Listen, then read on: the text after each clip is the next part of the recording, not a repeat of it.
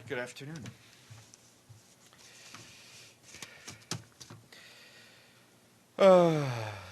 Wednesday?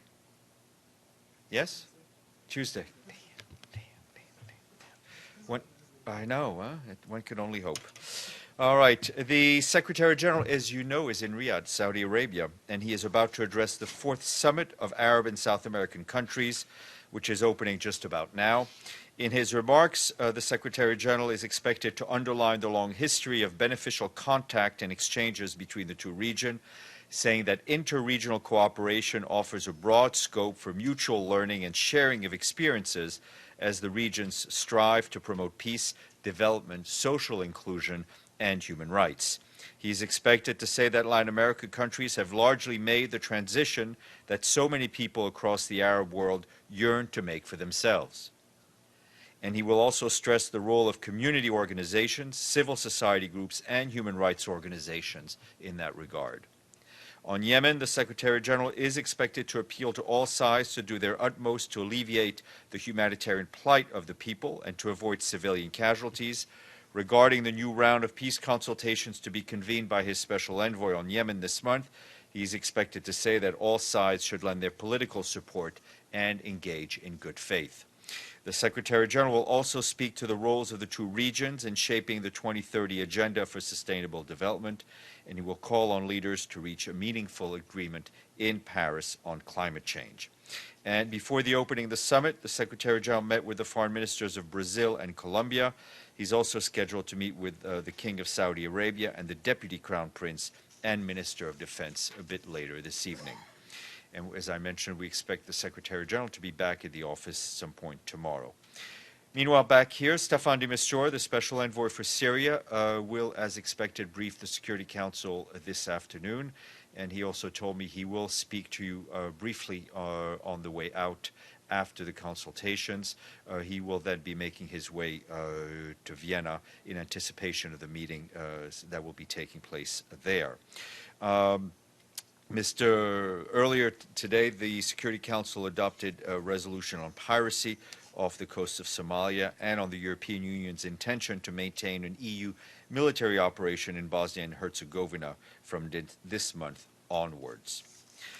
And turning to the Central African Republic, the UN mission in that country reports that the situation in Bambari deteriorated yesterday following the killing of 3 Muslims by suspected anti-Balaka individuals and the subsequent retaliatory killing of 1 Christian.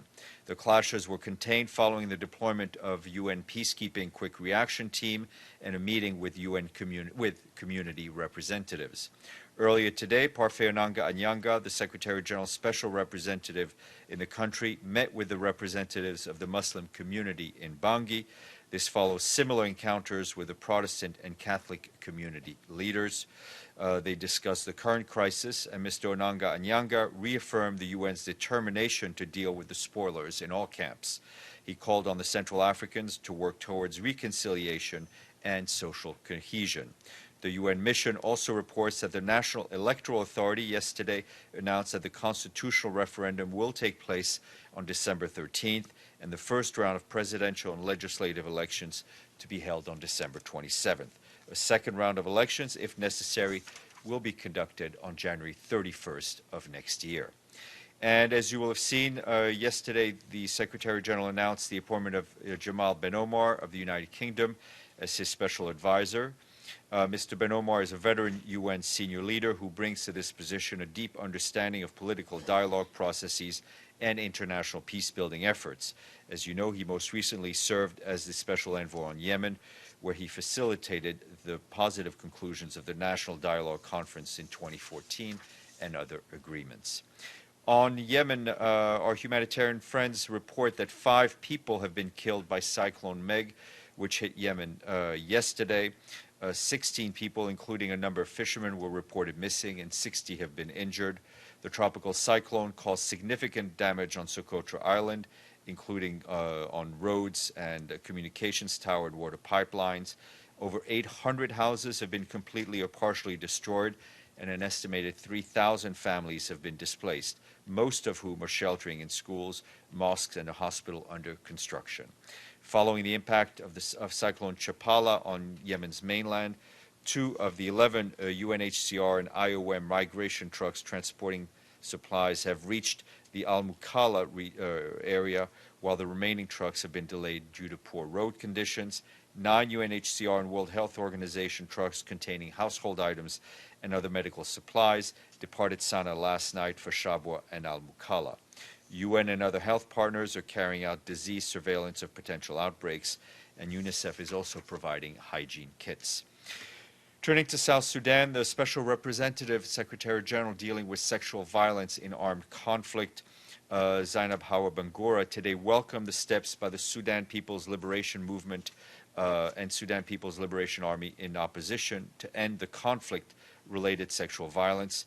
The Special Representative commended the 54 senior officers of the SPLA in opposition for signing the so-called undertakings. By signing, each officer takes individual responsibility as well as command responsibility for the troops and publicly declares that they will hold each soldier accountable for sexual violence crimes. Ms. Bangura's office has more information if you're interested. And from Niger, UNHCR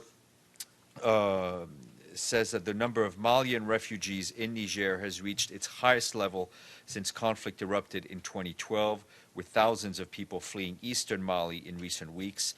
The signing of the Algiers Accord has brought a significant step towards peace in parts of Mali, but has not stemmed the flow into Niger, and this is of concern and unexpected development that is putting a strain on UNHCR's operations in Niger. The number of arrivals in Niger started rising during the year, spiking in October and early November, when an estimated 4,000 Malian refugees crossed to Niger from sparsely populated eastern parts of Mali. There are now a total number of 54,000 refugees registered in early November, with another 3,000 awaiting registration. And as I told you yesterday, John Ging, the Director of Operations for the Office of the Coordination of Humanitarian Affairs, will be the guest here in a few minutes to talk about his recent travels to Mali. And UNHCR also today welcomed the announcement by the Government of Canada to take in an additional 25,000 refugees through humanitarian admissions programs by the end of this year. UNHCR will, of course, work with Canadian immigration authorities to help identify vulnerable Syrians, particularly in Lebanon and Jordan, and facilitate their move to Canada. And World Food Program said today is expanding its school meals program in Guinea. As schools reopen across the country this week, the program will allow for more than 240,000 children to receive school meals this academic year. Due to the Ebola outbreak, public schools in Guinea only reopened early this year, and the World Food Program has helped to encourage families to send their children to school by gradually scaling up the number of school canteens. And UN agencies and humanitarian partners have warned that El Nino global climatic event has wreaked havoc on Ethiopia's summer rains and has led to further food insecurity, malnutrition, and water shortages in affected areas of the country. The number of people requiring emergency food assistance has increased to 8.2 million, but there are fears that the figure will continue to grow. And UNDP tells us that on November 8th and 9th, ministers from countries impacted by the Syrian crisis and development and humanitarian practitioners gathered in Jordan with UN agencies for the Resilience Development Forum, convened by UNDP and hosted by the government of Jordan. The objective of the forum was to build momentum towards a better integrated response to the Syria crisis. UNDP Administrator Helen Clark and High Commissioner for Refugees Antonio Gutierrez spoke at the opening session, and there's more information available from UNDP. World Health Organization says an affordable and effective vaccine is helping to bring meningitis A epidemic in Africa close to elimination. 5 years since the introduction of the meningitis A vaccine in sub-Saharan Africa, also known as meningitis belt, only 4 labs confirmed cases were confirmed in the region in 2013. In 1996, meningitis A outbreak in the region infected an estimated 250,000 people and killed over 25,000 in just a few months. More information from the World Health Organization. And today, the Food and Agricultural Organization launched the International Year of Pulses, very good. You get the first question. The International Year of Pulses. In a message for the day, the Secretary-General said that pulses can contribute significantly to addressing food security, hunger, malnutrition, environment challenges, and human health. He added that the International Year is a great opportunity to raise awareness of the benefits of pulses as the world embarks on efforts to achieve the newly adopted SDGs. For those of you who don't know, because I didn't know, pulses are things like chickpeas and related foods. And a couple of questions, rather answers to questions. We'd been asked previously about the situation in Nepal, and I can say that the Secretary-General is indeed reiterates his concern over the obstruction of essential supplies on the Nepal-India border. Acute shortages in food supplies continue to impede planned deliveries to earthquake-affected villages in Nepal. Humanitarian organizations urgently require fuel to maintain operations and deliver food, warm clothing, and shelter materials to high altitude that will soon be cut off by harsh winter weather. The Secretary-General underlines Nepal's right of free transit as a landlocked nation, as well as for humanitarian reasons, and calls on all sides to lift the obstruction without further delay. And I've been asked quite a bit, and I thought I'd answered on the nature of the relationship between the UN Office of South-South Cooperation, UNDP, but I will try again. The UN Office for the South-South Cooperation is an independent entity created by the General Assembly in its resolution 3251 in the 29th session, if I can read my Roman numerals correctly, to support cooperation among developing countries. The office is hosted by UNDP and, as is the case with similar entities, follows UNDP's rules and regulations, including those pertaining to financial and human resource management. The Office South-South Cooperation is likewise subject to UNDP's oversight and due diligence instruments. The UNDP's Office of Audit and Investigation is carrying out a full audit of UNOCC's activities. All documentation relevant to the audit will be made available to the Office of Audit and Investigation. All findings of the audit will be acted upon according to established rules and procedures. The result of the audits will be made public once it is complete in accordance with UNDP's commitment to transparency and accountability. Thank you, Stefan. While in Saudi Arabia, will the Secretary-General be also meeting Saudi leaders about their continuing air campaign in Yemen? As I mentioned, we expect the Secretary-General to be meeting with the King as well as the Deputy Crown Prince. A host of issues will be on the table, but obviously Yemen I expect to be very high on the agenda. And also with the Secretary-General of the Organization of Islamic Conference, is there any meetings scheduled? Not that I'm aware, and I'm not sure he's participating in this particular meeting. Evelyn? Yes, and Saudi Arabia, is the Secretary-General going to tell the Saudis not to bomb everything that moves? And I think Yemen, the Secretary-General will make his position and clear is he going to talk of about the need to end the conflict and end the violence in the country. Is he going to mention human rights at all, like how they treat women? I would refer you back to I should have mentioned the speech the Secretary-General is about to deliver is available under embargo, and I would urge you to read it. Mr. Lee, Mr. Abadi, then Magid. Sure. Then Mr. I Abadi. want to also ask about Yemen and Burundi, but I want to follow up on this answer you came back with on Office of South-South Cooperation. So if they're subject to UNDP's rules, and they and you have seen the letter from Theresa Liu requesting $100,000 contributions to be sat next to heads of state, does this comply with UNDP rules? I would urge you to send that question to both. I have. The UN. Well, we'll try to get you an answer. Right. And also, I wanted to ask you about this document that the Office of South-South Cooperation and Mr. David Ng and the Prime Minister of Dominica signed that now is going on 11 days, and I want you to know that the opposition leader in Dominica that requested it, because as a citizen, has now been threatened with litigation for requesting it. So since it's a UN document, I wanted, one, it should be released, but I wanted to know whether whether UNDP or this office is subject to pressure from the government not to release what's a public UN I think document. you should, first of all, that document, I'm sure if it exists, and any other document will be subject of the audit, but I would ask you to refer those questions to either UNDP or to the SouthSouth 11 days ago, I sent it to the spokesman of OSCC, but I guess what I want to say, and it's the same is true of the audit on the Secretariat side, you can't use an audit as an excuse not to release documents that have to be public. It's not like, like a budget. Could you say the UN budget is now confidential? It's a public document. Some documents are public, others are not. I can speak for the Secretary, but I can't speak for the other two Are the entities. technology facility agreements signed by this Office of South-South Cooperation confidential? I can't speak to that. Mr. Abadi. Thank you, Stefan. As you indicated at the Riyadh meeting, the Secretary General emphasized the cooperation between the regions. Does he think that that cooperation will be even more enhanced if that cooperation took place in the perspective of integrated, unified regions? Mr. Abadi, I can always rely on you to ask me questions that are beyond the scope of my limited scope.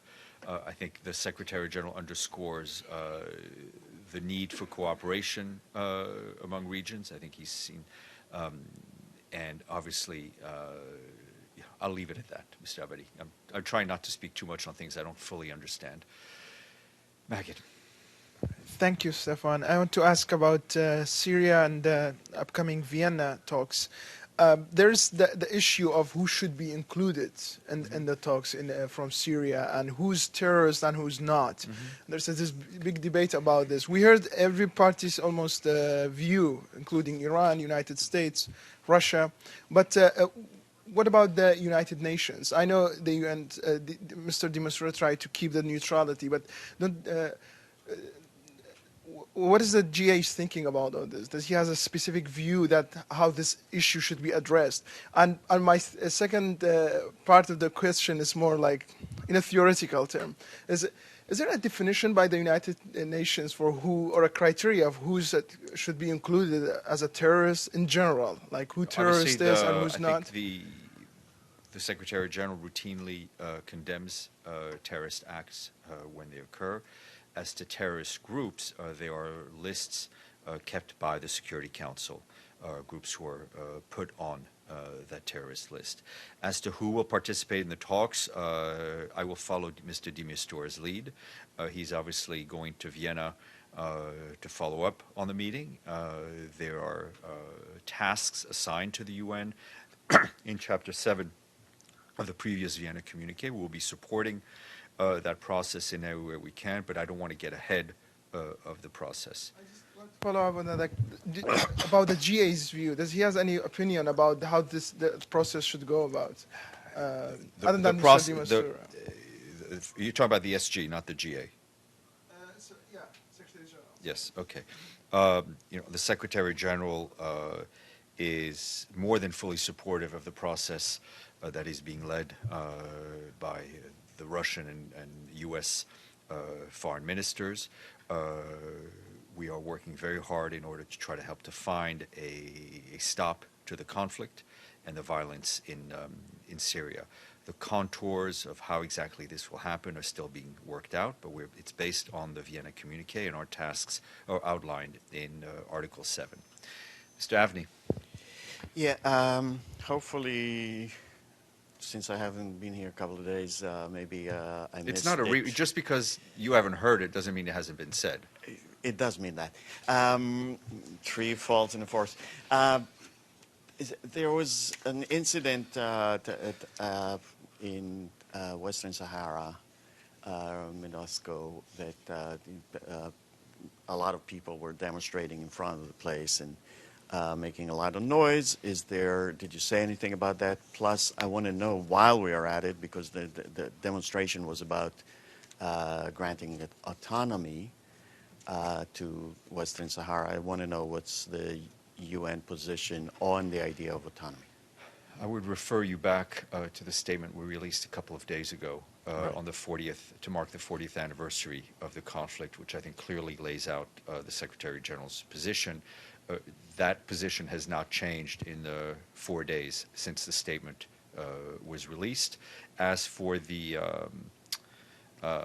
demonstrations, I will try to find out. I have not personally seen any of these reports. Also, separately on another issue, I saw the statement on Camp Liberty, the attacks there. Is there any follow-up on that? Is there any, how involved is the UN in finding out what actually happened there? I've not been, no follow-up's been shared with me. Obviously, there is a special envoy of the Secretary-General who deals with this issue, Jane Holt. We'll see if there's any update from her office. Masuji. Yes, Stefan, thank you. Can you tell us that after this Herculean effort made by the Secretary General to somehow bring the Israeli and Palestinian together for a talk, has it paid off? Is there any ray of hope? And the continued incarceration of Palestinians by the Israelis is also is a cause of concern. I think that's an issue that has been routinely flagged by the Secretary General and his representatives. As for the results of the Secretary General's effort, I think, as we all know, this has been a long-standing conflict. The Secretary General and other international leaders will keep pushing the parties to sit down, and we very much hope that that will happen. Dulcie. But what I'm asking is, does the Secretary General believe that there is a ray of hope? Because it doesn't seem the Secretary General it's a brick wall. Does believe there is not only a possibility, but that there is a need for both to sit down and to reach an agreement of two states living side by side in peace and security. Dulcie. Yeah, if you could explain Jamal Benomar's new role. It's just a little vague, and then there were two statements that were sent out, one saying he was Bond's new special advisor, but it wasn't really clear what his role would be, and then now he's in charge of the UN response to Burundi. So is there job duties? I mean, what is he going to be focusing on? And also, who is his predecessor, so it gets some context? It's a special advisor role, I think, with multiple portfolios to be the availability of the Secretary General. Obviously, the Burundi file will be one of his main focus, and he will be given other tasks as needed. Mr. Abadi, then Mr. Lee. Thank you, Stefan. On the Burundi situation, the Russian deputy ambassador said that what is needed is not sanctions, but political solution. Does the Secretary General agree with this view? Well, the issue of sanctions is one for the Security Council to decide. As for political solution, I think that would echo the words of the Secretary General as delivered by Jeff Feltman yesterday. Mr. Lee. About Yemen and Burundi, but I'll do Burundi first as a follow-up to that. Yesterday at the stakeout, Peter Wilson of the UK said that the issue of continued or service of Burundian peacekeepers, particularly those involved in the violence in UN peacekeeping, is a big issue, is something that needs to be looked at in the wider context of the response to the events in Burundi right now. Since I think I previously asked you about, my understanding is that the Undersecretary General of Peacekeeping waived Burundi not having the right equipment twice in a row in CAR. I wanted you to describe, if you could, what is the process, one, for vetting individuals that come out of what you described as a big violence in Burundi, but also of giving these waivers? Is this something that's done unilaterally by the Secretariat? I can't speak to the waivers because I don't know if what you say is in fact a fact. As far as Burundian troops, they continue to serve in the Central African Republic and other missions, if I'm not mistaken. They are rotated through the standard human rights vetting process, which involves the UN, which involves the government, which involves the High Commissioner for Human Rights, and which involves the broader human rights community. What about the issue of them? There have been several complaints by the peacekeepers themselves of not getting paid, leading some in Burundi to say, in fact, this is a way in which the UN is subsidizing the government and the very activities that Mr. Zaid was condemning yesterday. What steps are taken to ensure that the money reaches the peacekeepers? It is critical, whether it's in the case of Burundi, if it in fact happens, or other countries, that individual peacekeepers received the monies that are owed to them. But Mr. Lazarus, right here in September, said that he's not sure whether this money reaches soldiers. So what steps does the UN take, particularly in a case like Burundi, where you're accusing the government of cracking down on the people? What steps are taken?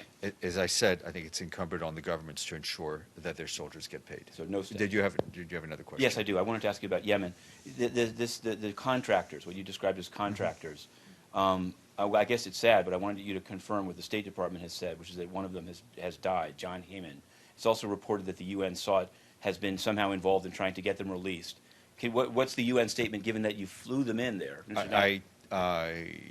We've been informed by the State Department of the death of one of the contractors, and obviously we send our deep condolences to his family, to his wife, to his children. The other contractor, as far as I understand, remains in custody, but I have nothing to share with you as to discussions that may be going on. And the one last thing on Yemen is, it seems like if the Secretary General is in Saudi Arabia and talking about Yemen, is the envoy Ismail Sheikh Ahmed there, or is he in Mauritania? I don't have a location of the envoy. I don't think he's in Riyadh. Obviously, the Secretary General's trip was very quickly arranged, and I don't think the envoy was able to. Is it on track for November 15th, the talks? We will announce, as he said, we will announce a date when we're ready. Dulcie, and then Evelyn. Oh, thanks. I also wanted to ask you about the status of the UN Sanitation Water Fund for Haiti. It was 18% funded as of last month. I don't have those numbers, but I can find out. I don't have them with me, but I can find out. Okay. And also, this meeting with the king in Saudi Arabia, is this the first time Ban Ki-moon has met with the king and the defense minister? No. He has met him at least twice, if I'm not mistaken. And I was present at one of those meetings. So I know one for sure, and I think two at least. Evelyn, and then we'll go to John Ging. In the Central African Republic, the violence seems to be increasing, according to a report from Reuters. Is it wise to hold elections, or will the elections the fact that the violence make has it been worse? increasing is something that we have talked about daily from here and from Bujumbura, from Bangui. Obviously, it is up to the national authorities to decide whether or not the elections can be held. They have set new dates. We are working very closely with the government and the internal security forces to try to keep as much calm as possible in the country. I will get Mr. Ging, and he will be happy to talk to you.